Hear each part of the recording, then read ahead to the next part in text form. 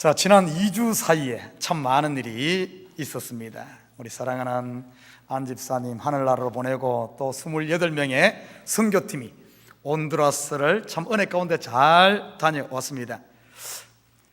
그리고 지난 수요일에는 전혀 생각지도 않은 일 하나가 터졌어요.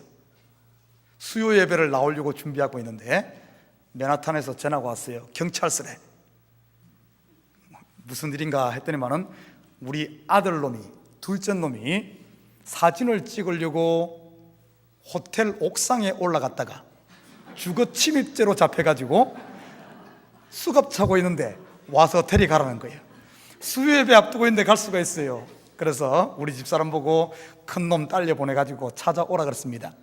그래 보니까 새벽 12시 반 되니까 찾아왔어요. 참 살다 보니까 별일을 다 겪습니다. 그리고 지난 우리 금요일 날 또 우리 처제가 하나님의 부름을 받고 또 어제는 또 메모리얼 서비스 드렸습니다. 그리고 내일부터는 또 3일간 우리 이 교회가 속한 노회, 동노회죠. 동노회 또 목회자 수련회가 있고 또 9월 12일에는 또 노회에서 우리 교회 요청을 해서 이 교회에서 노회를 이렇게 할 수 있도록 이런 요청이 들어왔습니다. 그뿐만이 아닙니다. 또 10월 8일에는 임직식 및 위임식이 또 이 교회에서 있습니다. 자, 이럴 때 하는 말이 있죠. 이럴 때 하는 말, 일복 터졌다 이렇게 표현하죠, 그죠? 야, 여기는 제가 참 복 터진 사람입니다. 자, 이런 와중에 어떤 분이 저에게 이런 말을 해요. 2주 전에 참교회에서 아주 큰 장례식이 있었는데 참교회 목사님이 돌아가셨다. 이런 또 소문, 이런 잘못된 소문이 또 돌았어요. 여러분, 참교회 목사 부활해서 지금 이곳에 있습니다. 어제 그저께 우리 또 처제가 얘기했는데 또 혹시 또 사모 돌아가셨다 해가지고 또 사모까지 부활한 이런 교회가 되지 않을까. 아무튼 여러분, 세상에 살다 보면은 세상에서야 얼마든지 잘못된 정보, 소문 들을 수 있어요. 세상에서 이런 소문이야 그냥 허허 웃어버리고 그냥 넘겨버리면은 그냥 뭐 그렇습니다. 때로는 약간의 손해 볼 때도 있습니다만은, 그러나 안타깝게도 이 시대 보면은 정말 우리의 영혼을 살리고 영생을 결정하는 이 하나님의 말씀에 대해서 많은 사람들이 잘못된 정보를 가지고 있는 경우가 너무 많습니다. 이 일에 대해서는 살고 죽는 영생이 결정되는 이 문제는 그냥 웃고 넘길 수 있는 문제가 아닙니다. 잘못된 성경 지식이라든지 참 이런 것들 쫓아가다 보면은 나는 철떡같이 믿고 예수를 쫓았다고 생각했는데 예수가 아닌 야수를 쫓았다든지, 천국 가는 줄 알고 철떡같이 믿고 갔는데 천국이 아닌 끝을 가보니까 지옥이라든지, 이러면 어쩌겠어요? 이건 심각한 일입니다. 그런 것 중에 하나가 성경에 오늘 우리가 읽은 이 요한계시록 13장에 나오는 666에 대한 이야기입니다. 물론 666에 대해서 자세히는 2, 3주 후면은 다룰 예정입니다. 그렇지만 오늘 이 시간 666에 대해서 알기 위해서는 오늘 우리가 읽은 이 본문 첫 단추를 잘 끼어야만 정확하게 알 수가 있어요. 여러분, 이 시대 많은 사람들이 666 하면은 바코드다, 베리칩이다 이렇게 생각하는 사람들이 의외로 많습니다. 여러분, 이 666에 대한 이야기는 16세기 종교개혁 시대에는 그 당시 대부분의 성도들이 적 그리스도의 세력 666을 로마 교회다, 그래서 로마 교황이 666이다 이렇게 많이들 이해를 했습니다. 그리고 지금 나와 있는 많은 주석에도 보면은 이렇게 해석하는 경우가 많아요. 그 이후에 1900년대 초반, 중반 2차 대전을 겪으면서는 아돌프 히틀러가 666이다 이렇게 또 많이들 생각을 했습니다. 그리고 1960년도, 70년도에는 이 공산주의를 대표하는 스탈린과 모태똥이 이 666이다, 또 이런 이야기가 돌았었죠. 그러다가 80년, 90년대 들어서면서 유럽 나라들이 연합을 하면서 유럽의 10개국이 연합하는 EU 연합체가 666이다. 유럽의 이 강대국들, 이들이 모여서 전 세계를 세계 정부를 하며 세계를 지배할 것이다. 이런, 또 그래서 EU가 666이다, 이렇게 또 생각을 했어요. 그런데 10개국으로 시작된 것이 12, 13 늘어가면서 헷갈려 버렸죠, 그죠? 지금은 몇 개인지 모르겠네. 그러다가 또 난데없이 미국의 오바마 대통령이 또 들어서니까 오바마 대통령이 오바마 케어를 한다, 이러니까 지금까지 의료 시스템이 대부분 이렇게 글로 쓰고 페이퍼 작업이었거든요. 그것을 컴퓨터로 통합해서 활용하기 좋게 한다, 이렇게 이야기 되니까 이 오바마 케어에 나오는 베리칩, 그것이 666이다, 이래가지고 또 난동을 한번 겪었습니다. 왜 이런 잘못된 해석이 나오고 또 수많은 사람들이 거기에 빨려드나. 저는 오늘 이제 13장 오늘 첫 단추를 끼면서 이 부분에 대해서 우리 성도들이 정확한 이해를 갖고 가기를 주님께 부탁드립니다. 자, 먼저 읽습니다. 우리 13장 1절을 보십시다. 13장 1절에 보니까 이렇게 말합니다. 내가 보니 바다에서 한 짐승이 나오는데 뿔이 10이요 머리가 7이라. 그 뿔에는 10 왕관이 있고 그 머리들에는 신성모독하는 이름들이 있더라. 여러분, 자, 고개 듭니다.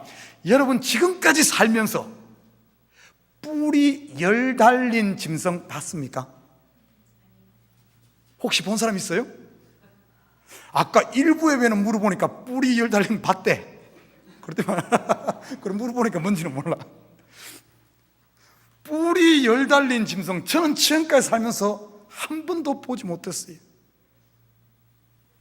그렇다면, 그리고 여러분 물어볼게요. 머리가 7개인 짐승 봤습니까? 가끔가다 잘못되어 기형으로 2개 가지고 태어났다가 이런 사람들을 봤는데 7개 뿔이 뭡니까? 머리가 달린 짐승은 못 봤습니다. 그러면은 여기에 나오는 짐승이 실제일까요? 아니면은 상징일까요? 자, 그러면 기본이 여기서 잘못되면 안 돼. 자, 이거는 실제가 아니라 상징입니다. 뭔가 이것을 통해 전하고자 하는 메시지의 포커스가 있지, 아, 머리가 열이다, 막 뿔이 뭐 여기에 신경 쓰면은 곁길로 갑니다.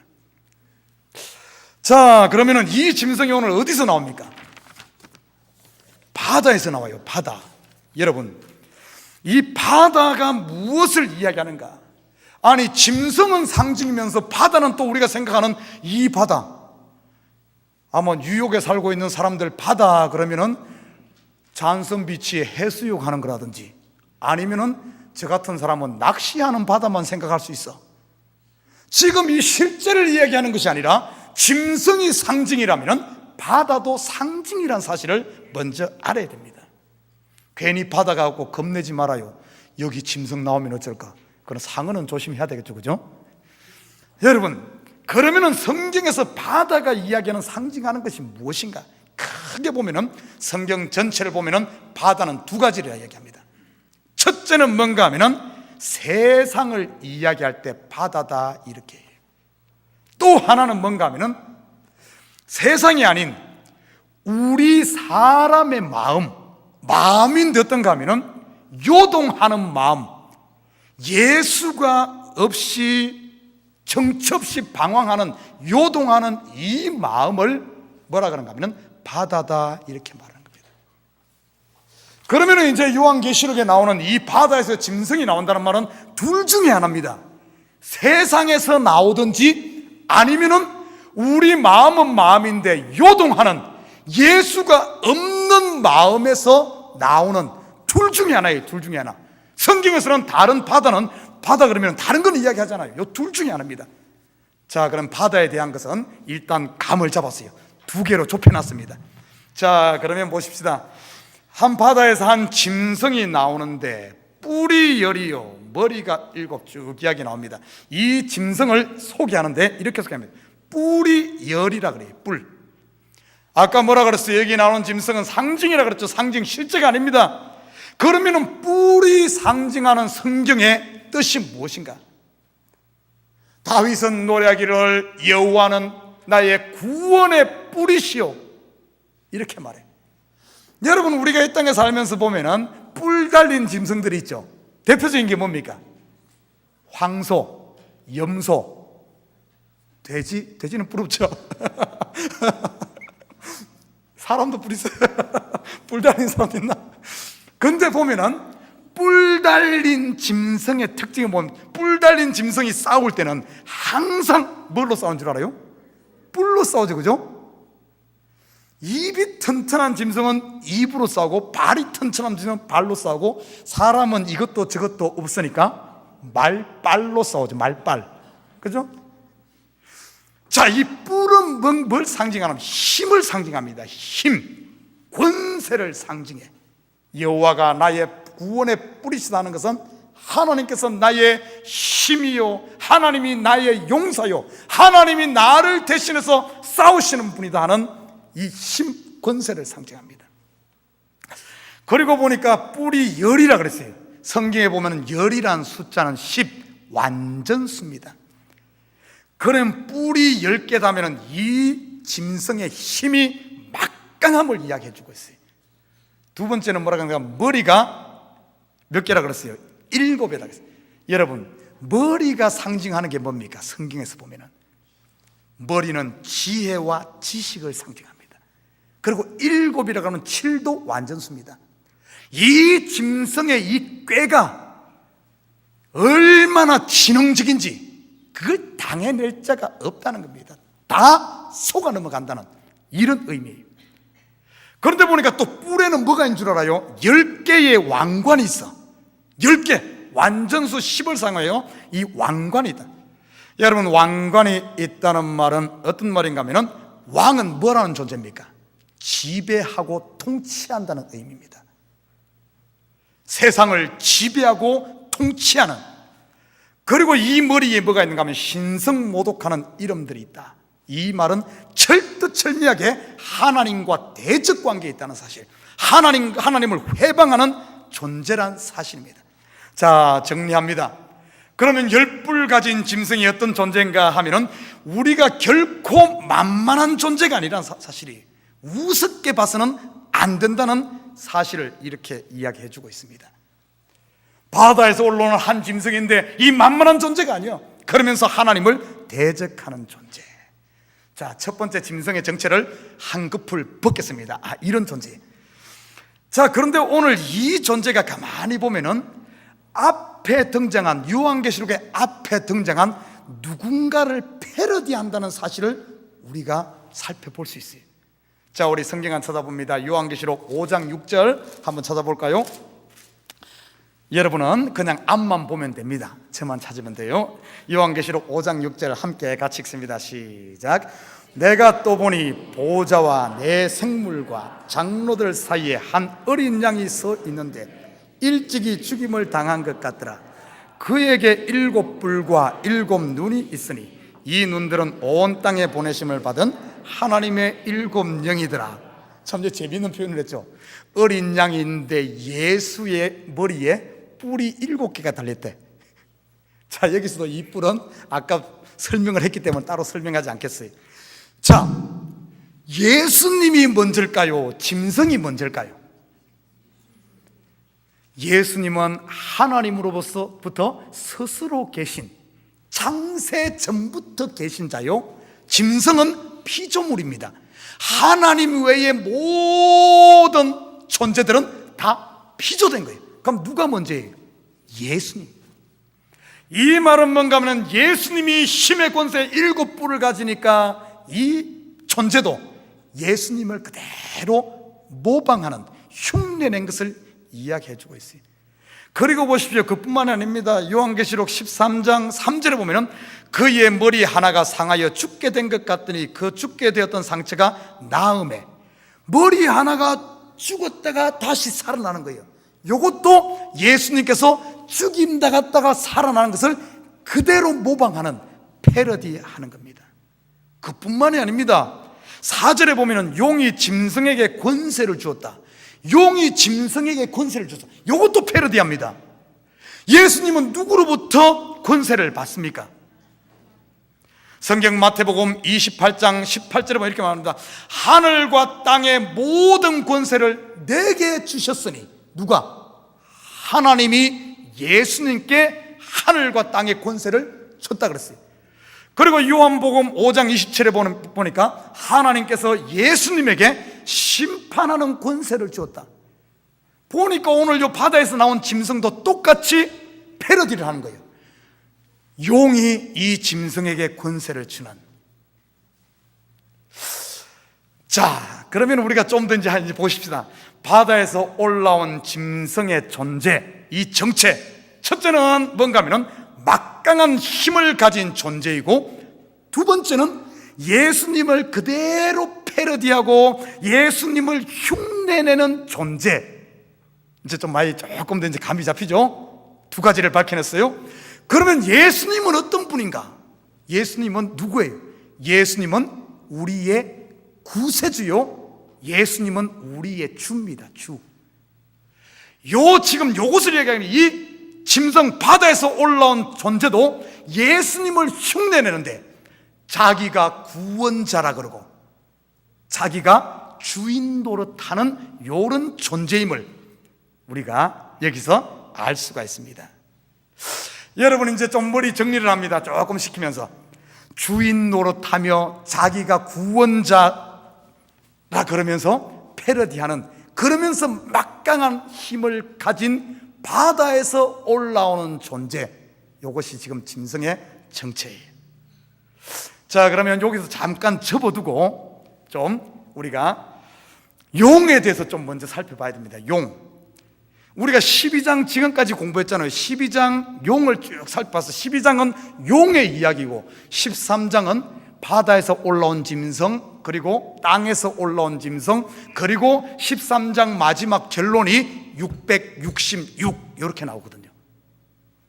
자, 그럼 12장 우리 용의 존재에 대해 좀 살펴봅니다. 용은 어떤가 하면은 12장 보면은 용이 여자와 싸움을 합니다. 어떻게든 여자를 죽이고 아이를 낳으면 삼켜버리려고 합니다.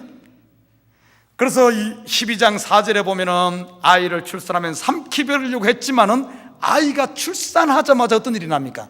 하나님이 개입해서 그 아이를 하늘로 데려가심으로 말미암아 아이를 죽이는데 실패합니다.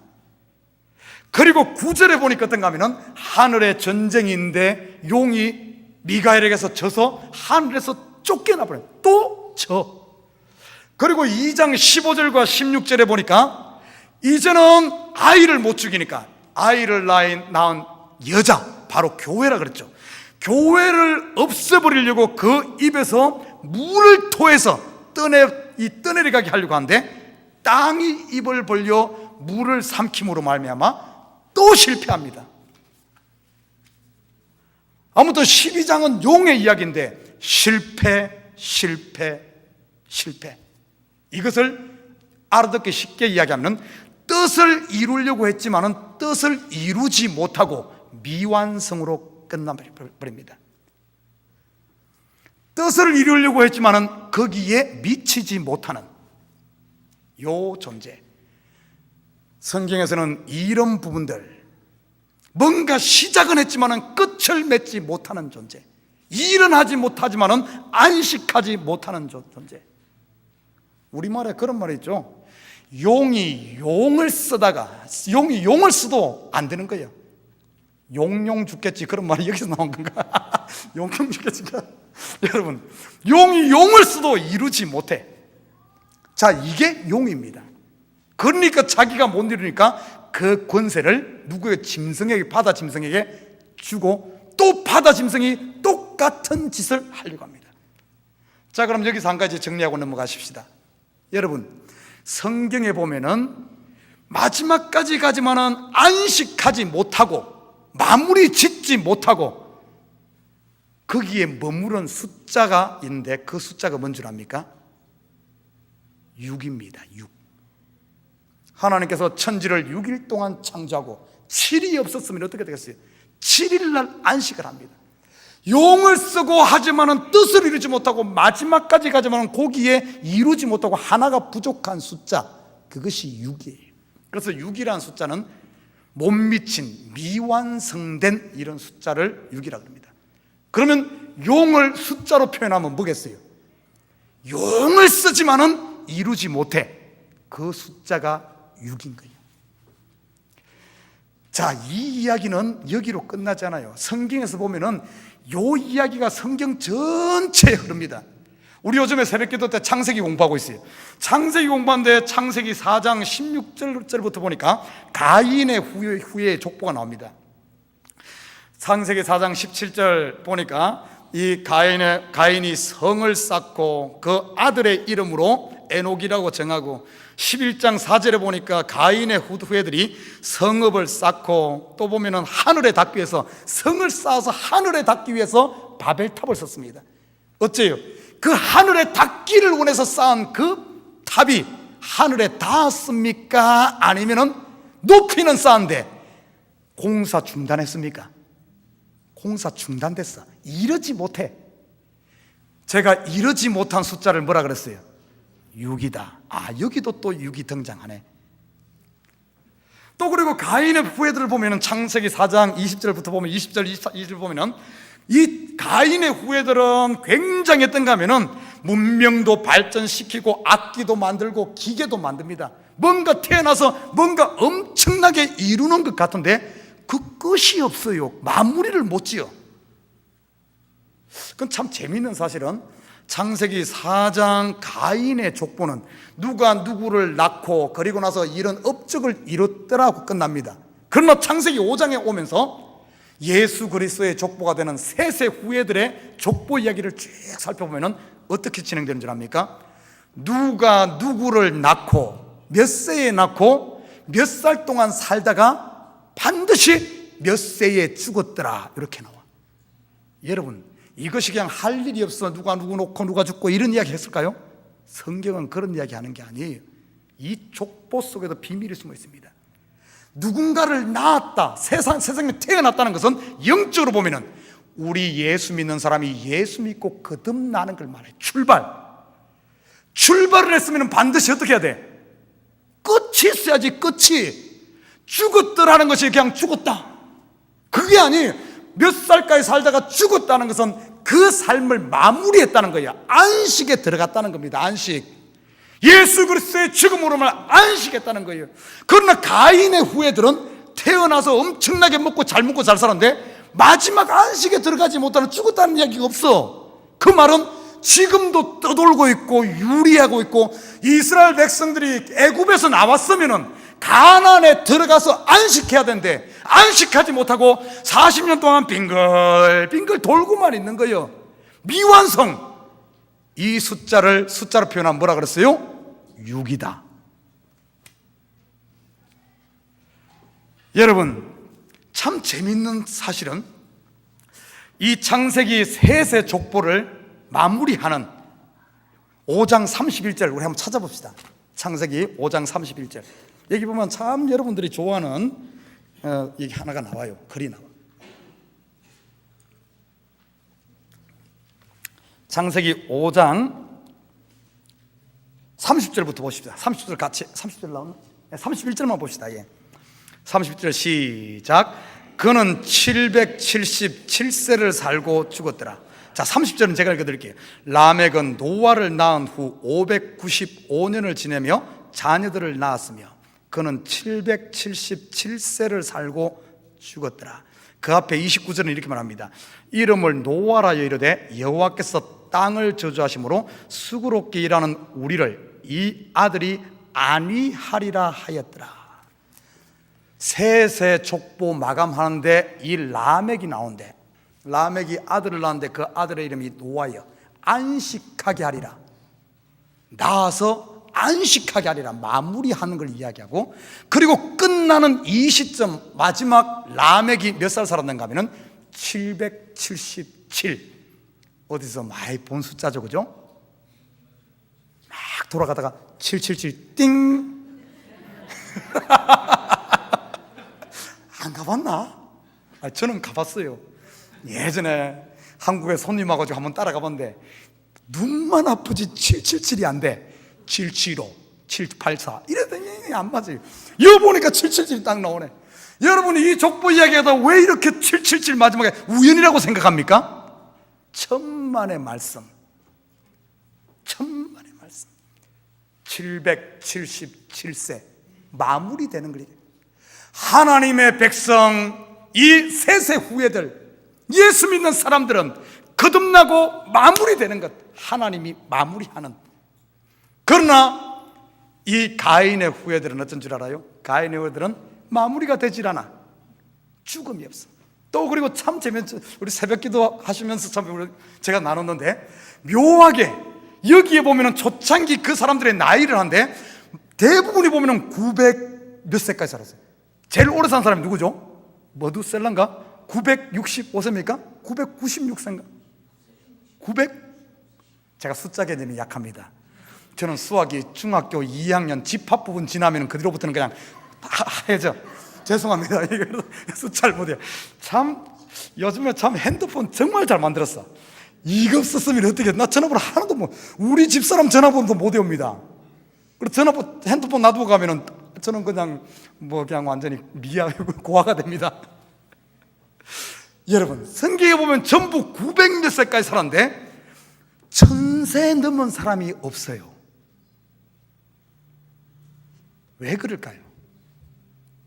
이상하지 않습니까? 조금만 더 살면 1000세 990 몇 살까지 살았으면 천수 누릴 수 있는 한 명도 1000 넘은 사람이 없어요. 이것도 우연이 아닙니다, 여러분. 그 당시 성경시대 개념으로 천은 무엇을 얘기합니까? 만수예요, 만수. 천은 완전수입니다. 이 족보를 통해서 우리 힘으로 인간의 방법으로는 천에 이르지 못하는 걸 이야기해주고 있어요. 아무리 인간이 오래 살고 아무리 내가 노력하고 문명을 발전시키고 기계인간을 만들고 터미네이터가 되고 뭐 한다 할지라도 하나님이 원하는 천, 그래서 천은 완전수, 천년 왕국, 천년 동안 완노릇하리라, 영생을 이야기하는 숫자거든요. 우리 인간의 힘으로는 거기에 도달하지 못한다는 거예요. 항상 부족하다는 거예요. 그런데 그 하나를 채우시는 분이 누굽니까? 예수죠, 예수. 여러분 누가복음 15장에 보면 이야기가 나오잖아요. 99마리 양이 있는데 그 한 마리 채우기 위해서 한 마리 채우니까 100이 되잖아요. 여기 깊이 들여다보면 여기서 99마리가 뭘 이야기하는 줄 압니까? 겉으로 보면 의인 99마리, 그러니까 99, 그러니까 진짜 의인 말하는 것 같지만 아니에요. 그 앞구절을 이야기해보면 여기서 말하는 99의 의인은 진짜 의인이 아니라 자칭 의인, 자칭. 왜냐하면 바리새인들, 유대인들과 지금 디베이트 하거든요. 그것이 보면은 똑같은 이야기가 마태복음, 누가복음 15장 뒤에 보면은 두 아들의 비유가 나오잖아요. 큰 아들과 작은 아들. 큰 아들은 알고 보니까 뭔가 하면은 아버지 집에 있으면 자기는 잃어버리지 않았다고 생각했는데 알고 보니까 진짜 잃어버린 아들은 이놈이요. 차라리 둘째는 나갔다가 진짜 찾은데 이놈은 잊어버리지 않았다고 생각했는데 알고 보니까 그거거든요. 결국에 보면은 여기서 말하는 99, 하나가 모자란, 그런데도 자기가 의인이라고 착각하고 있는 이 99도 숫자로 이야기하면 6인 거예요. 6. 오늘 666 이야기하려고 한 건 아닌데 이게 자꾸 이쪽으로 가네요. 6에 대한 개념을 정확하게 알아야 됩니다. 자, 그러면 정리합니다. 용의 실체, 용을 한마디로 숫자로 표현하면 뭐라 그랬어요? 6. 계속해서 실패하고 완전에 이르지 못하는 이 용. 그러니까 용이 어떻게 한 줄 알아요? 이제는 자기가 쏙 빠지고 누구에게 하는 건 짐승에게 권세를 준다 그랬어요. 자, 그러면은 용으로부터 권세를 받은 이 짐승의 실체. 자, 우리가 이제는 2절을 봅니다. 1절에서는 우리가 뭘 살펴봤는가 하면은 이는 막강한 존재요, 바다에서 올라오는 존재요, 예수를 자꾸 흉내내는 존재. 이 존재 여기까지 살펴봤어요. 그러면 좀 더 깊이 들여다보십시다. 2절로 갑니다. 2절 같이 읽습니다. 시작. 내가 본 짐승은 표범과 비슷하고 그 발은 곰의 발 같고 그 입은 사자의 입 같은데 용이 자기 능력과 보좌와 큰 권세를 그에게 주었더라. 자, 이 짐승의 모양을 상세히 설명하고 있어요. 오늘 보니까 이 짐승은 표범과도 비슷하고 곰 같기도 하고 입은 사자 입 같은, 어디서 많이 봤죠? 이 이야기가 어디에 나옵니까? 성경 좀 읽어요. 성경 좀. 딱 이걸 보면 어디가 딱 생각나야 돼? 다니엘서지. 다니엘이 환상 가운데 봤잖아요. 자, 우리 찾아봅니다. 오늘 제가 안 넘어가려고 하는데 다니엘 7장 3절에서 7절. 자, 우리 다니엘 7장 3절에서 7절. 오늘 시간 안에 끝낼 테니까요. 지금 4분의 3이 끝났으니까 언제 끝나나 걱정하지 말아요. 오늘 30분 안에 끝낼 걱정하지 말고. 자, 다니엘 7장 3절에서 7절. 자, 한 절씩 교독합니다. 여기 나오죠? 예, 한 절씩 교독합니다. 큰 짐승 넷이 바다에서 나온데 그 모양이 각각 다르더라.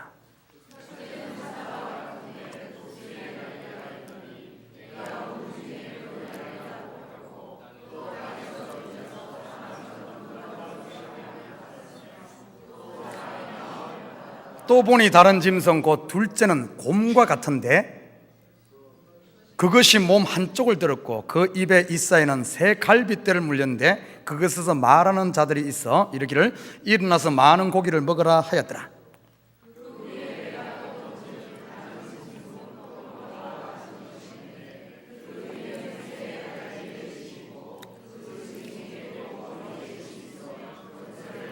칠 절 같이 읽습니다. 내가 밤 환상 가운데서 그 다음에 본 넷째 짐승은 무섭고 놀라우며 또 매우 강하며 또 새로 큰 이가 있어서 먹고 부서뜨리고 그 나머지를 발로 밟았으며 이 짐승은 전에 모든 짐승과 다르고 또 10뿔이 있더라. 여기 그대로 나오네. 보니까 다 나오네.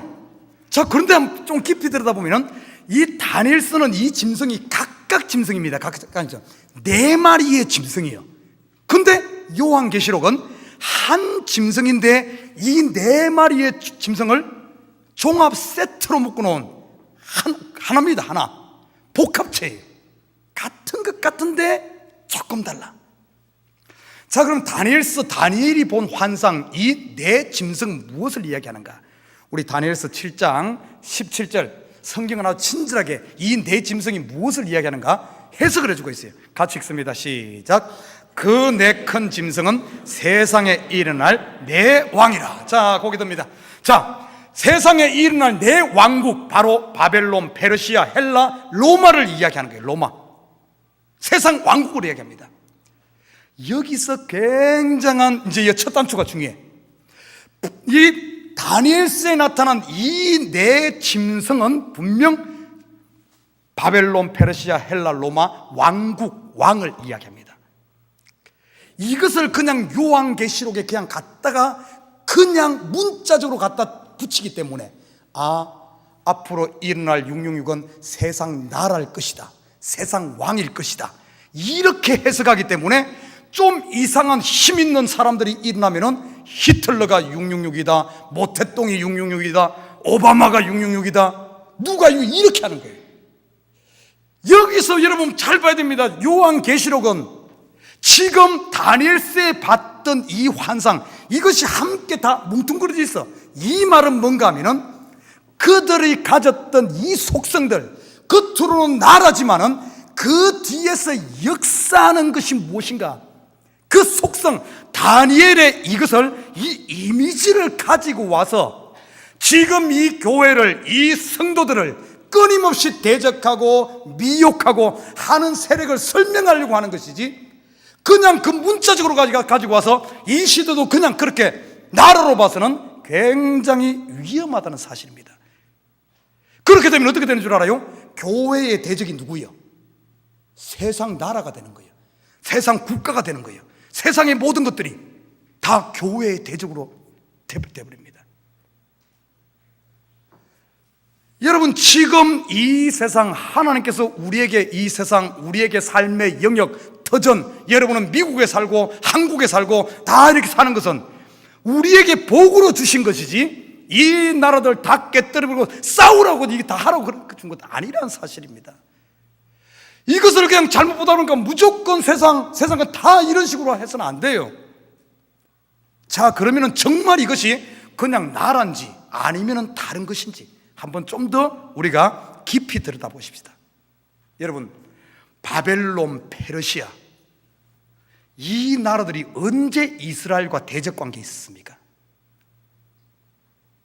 여러분 잘 봐요. 이 바벨론이라든지 이 땅 이스라엘과 대적 관계에 있었어요. 그런데 보십시오. 이스라엘의 출발이 누굽니까? 누구로부터 이스라엘이 만들어집니까? 나라가 아브라함이죠. 아브라함이 어디서 왔습니까? 어디 사람이에요? 아브라함이 동방의 한국 사람입니까? 아브라함이 어디서 왔어요? 갈대아 우르. 갈대아 우르가 어디입니까? 정확하게 바벨론, 정확하게 페르시아, 바로 그 땅이에요. 그 땅. 거기서 아브라함은 나오고 거기에 있는 가족 친지들은 여전히 그 우상 숭배 가운데 그냥 있어, 옛 땅 가운데 그냥 살고 있었습니다. 아브라함은 나오고. 영적으로 좀 더 깊이 보십시오. 영적으로 보면은 우리가 어디입니까? 나라는 존재는 어디예요? 갈대아 우르입니다. 우리의 원 갈대아 우르예요. 하나님께서 내 영혼을 사랑하여 나를 건져냈어요. 그래서 이스라엘이 되고 우리 영혼이 구원 얻어 이스라엘 되고 우리 가운데 여전히 죄 가운데 있고 여전히 우상 숨기며 여전히 내 배가 신이 되어서 나를 섬기고 있는 그 땅, 그게 뭐예요? 바벨론이고 페르시아고. 좀 이해가 됩니까? 너무 어렵나? 그리고 또 봐요. 이 바벨론과 페르시아, 이스라엘이 가장 강력한 나라를 이룰 때가 언제입니까? 다윗, 솔로몬 시대죠. 다윗이 하나님을 잘 섬길 때는 페르시아, 바벨론이 대적이 아니었습니다. 그냥 동맹국이에요. 동맹국. 언제 대적이 되어집니까? 언제 대적이 돼? 이스라엘이 하나님을 쳐버리고 우상 숭배로 빠지며 세상으로 빠지니까 하나님께서는 바벨론을 강성케 하고 페르시아를 강성케 하고 헬라를 강성케 하고 로마를 강성케 해서 어떻게 만듭니까? 이스라엘의 대적이 되게 하는 거예요. 이스라엘의 대적이 되게. 원래 페르시아, 바벨론 자체가 이 나라가 잘못된 것이 아니라 이스라엘이 범죄하니까 하나님께서는 이런 나라들을 인생 막대기로 들어서 이스라엘이 대적이 되게 하는 겁니다. 대적이 되게. 그러면 원인이 어디 있어? 원인은 나에게 있는 거예요. 나에게. 여러분, 내가 하나님 잘 섬기고 하나님 안에 있으면 어떻게 된 줄 알아요? 여러분 주위에 있는 모든 것들, 돈, 명예, 아니면 부유함, 세상 나라들, 내가 하나님 안에 있을 때는 이런 것들이 하나님께서 나의 유익으로, 축복으로 주신 줄 믿습니다. 그런데 내가 하나님께서 축복으로 주신 거에서 내가 타락해버리고 돈을 우상시해버리고 내가 타락하는 순간 이 돈은 뭐가 돼? 하나님의 대적이 돼버리는 거예요. 바벨론이 돼버린다는 사실이에요. 내가 하나님 떠나서 세상을 의지하고 내가 그렇게 되는 순간, 여러분, 명예 나쁜 것 아닙니다. 우리 성도를 사슴같이 높이는데 그 명예가 내 속에서 우상이 되어지는 순간 이 명예는 하나님의 대적이 되는 거예요. 우리 성도들을 지금 축복으로 주신 건데 이 축복이 내가 하나님 안에 있을 때는 이 땅의 모든 것, 하나님께서 만드신 이 모든 것은 아름답게 만들었어. 우리에게 주시는 복으로 줬어. 그런데 내가 그것을 신으로서 타락하는 순간 이 모든 것들이 대적이 되어진다는 사실이에요. 정리합니다. 여러분, 이 짐승 바다는 그러면 세상 바다예요? 어느 바다예요? 세상을 이야기하는 것이 아니라 예수 떠나버린, 예수가 있다 떠나버린 이 마음의 바다. 결국에 이 짐승은 여기서 나오는 거예요. 여기서 내 속에, 내 옛 자아 속에서 나오는 것이지, 저 뭐 공산주의가 발달한다고 해서 뭐 이슬람이 한다고 해서 거기서 짐승 나오는 게 아니라 전부 내가 하나님 안에만 있으면은 이런 모든 것들이 전부 어떤가 하면은 우리에게 복으로 주신 거예요. 내가 떠나는 순간 모든 게 대적된다는 사실. 여러분, 그러면 어떻게 하면은 우리가 이 바다, 요동하는 이 내 마음의 바다, 이것이 요동하지 않고 짐승이 못 올라오게 할 수 있을까? 여러분, 바다는 세상 바다, 이것은 용이 나오는 바다는 출렁이는 끊임없는 파도가 치는 이 바다예요.